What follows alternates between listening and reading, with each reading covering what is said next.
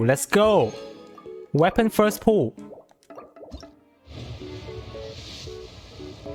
A 5-star. Okay. Please.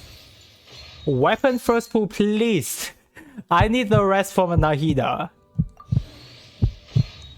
I need the rest from Nahida. Yes! Okay. Ahaha. Oh. That saved me from a heart attack.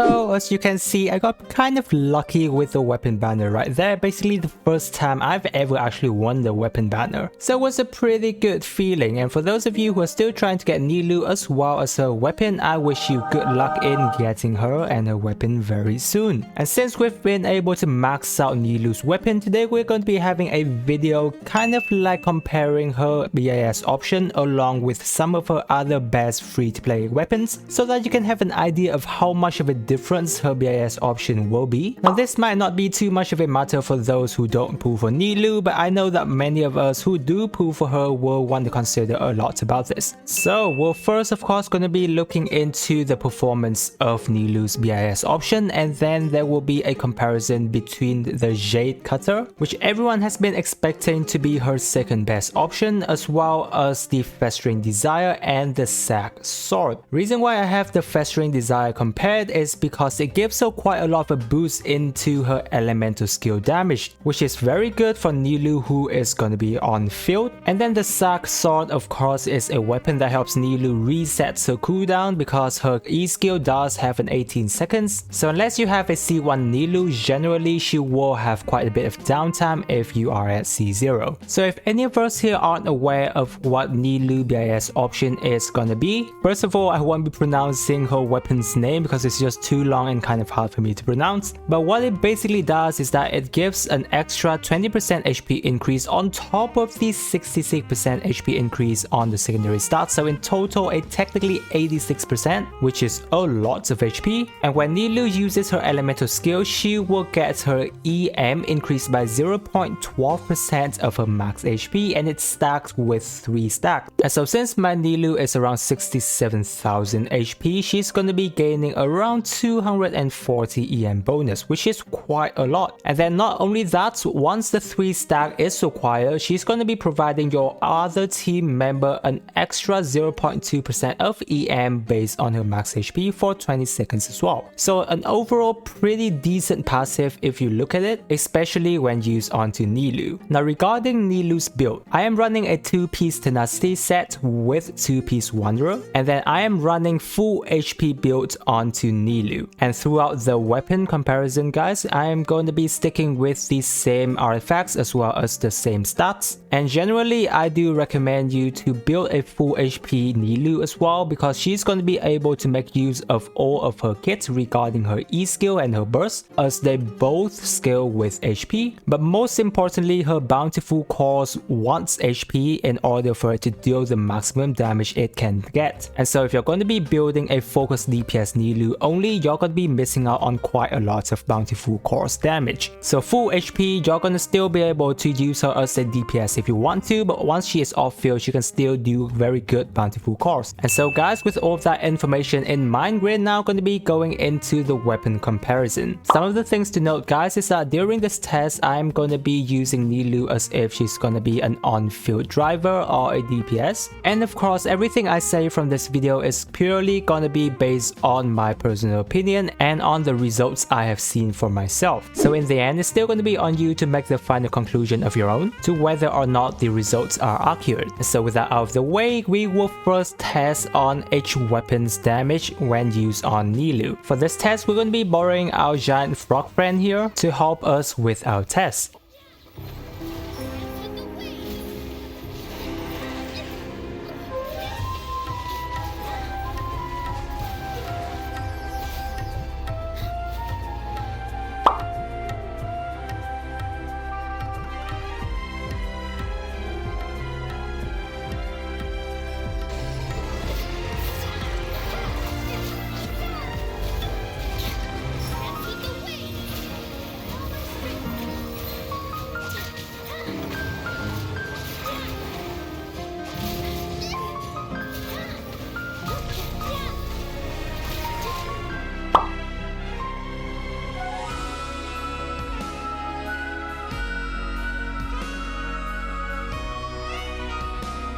And so from the results we can see that Nilou's BIS option will have the highest burst damage of course, and the bountiful core damage is quite different as well, up to 5000 damage difference. However, for the sword stance, it's not too much of a difference from the rest of the weapon, especially with the Festering Desire, because of course our Festering Desire focus on providing Nilou's a lot of E-skill buff. So overall, if we're going to be looking into comparing between the Jade Cutter and our two 4-star options, the Jade Cutter isn't too much ahead, but in fact sometimes the Sack Sword can perform even better because Sack Sword basically don't have any cooldowns. You're technically going to be having a 100% uptime for Nilou if you do your rotation properly. So Sack Sword here overall is going to be giving you a lot of comfortability when used with Nilou. Alright, so that was basically solo damage. Now we're going to be moving on to a team damage comparison to see how much of a difference all of these weapons will have with each other.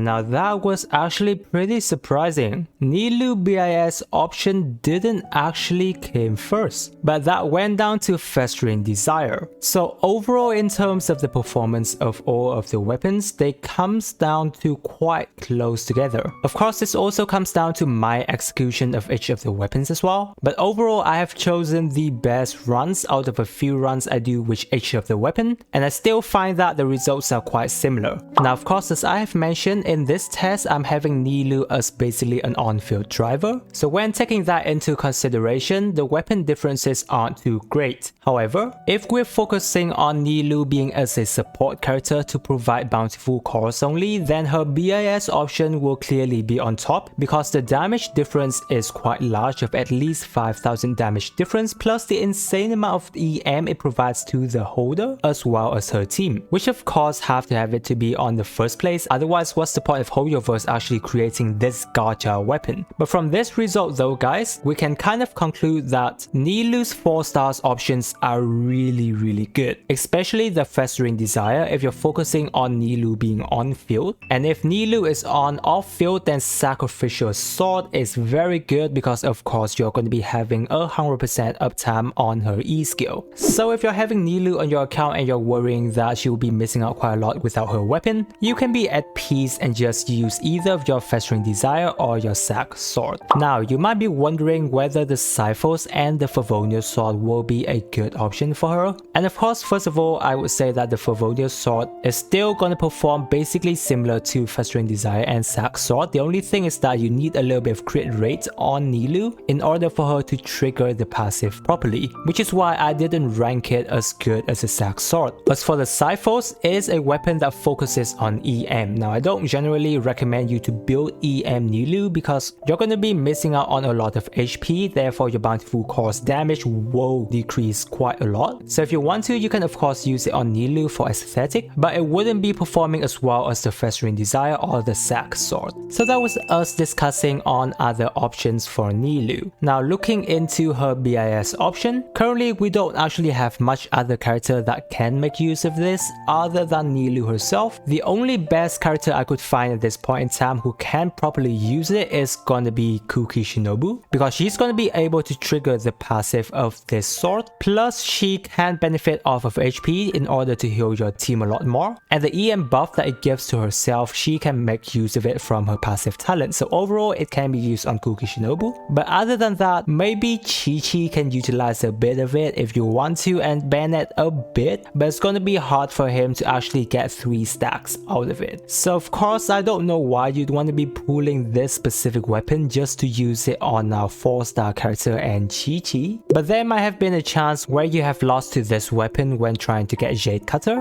so I can totally understand that. However, in the near future, in terms of whoever else can make use of this weapon, the closest character I can think of is going to be Layla, who can make use of HP to increase her shield strength, but after that I don't know how long we're going to be having a character that scales with HP. So still, Nilou weapon is going to be a niche weapon for quite some time, and you technically should only be going for it if you really love Nilou and want to get the most for her. And so guys, that should be everything I got to say on this video. I hope it was very enjoyable and insightful for you. If you have anything, please leave it down in the comment section and I will get to you there. And of course, if you've just pulled for Nilou and you're wondering how well she's performing, be sure to check this video out where I go quite in depth into Nilou C0 performance. And with that guys, I wish you a super day and I will catch you on my next video.